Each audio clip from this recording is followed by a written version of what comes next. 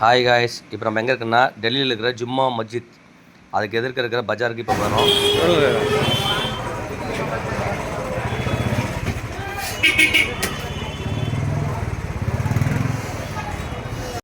போட்டால் ஏன்டா இல்லை ஷேக்கு, ஆமாம் இவ்வளோ காலத்தில் நகையை எப்படி போடலாம் ஷேக்கு.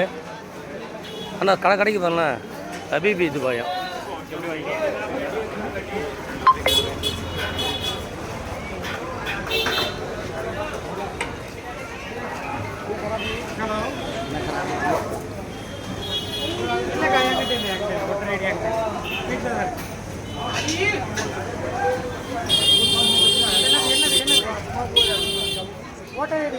இல்லை வீட்டில் தான்